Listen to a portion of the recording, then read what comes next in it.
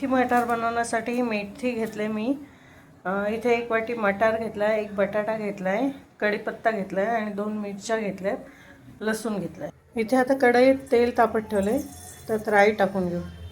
राई तडतडली की जिरं टाकून घेऊया। आता ही राई तडतडले, जिरं टाकून घेऊया। जिरं पण फुललं, लसूण आणि मिरची टाकून घेऊया।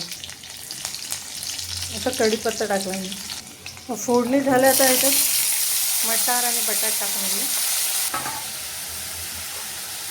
मीठ टाकून घेऊया चवीपुरतं, हळद टाकून घेऊया, थोडीशी गरम मसाला टाकून घेऊ। आता हे मिक्स करून कवर करून 2 मिनिटाची वाफ काढून घेऊया याला। ही भाजी बघूया स्टीम झाली काय। मटार आणि बटाटा शिजलेला आहे। आता यात मेथी टाकून घेऊया आणि वाफ घेऊन घेऊया। 5 मिनिटं झालेली आहेत, भाजी पण हे झाले। आता ही भाजी 5 मिनिटं मिक्स करून परत स्टीम करूया। अशी आपली मेथी मटार आणि बटाटा टाकून भाजी तयार झालेली आहे। तुम्ही शेंगदाण्याचं कूट टाकू शकता, आमच्या इथे नाही आवडत, मी नाही टाकत।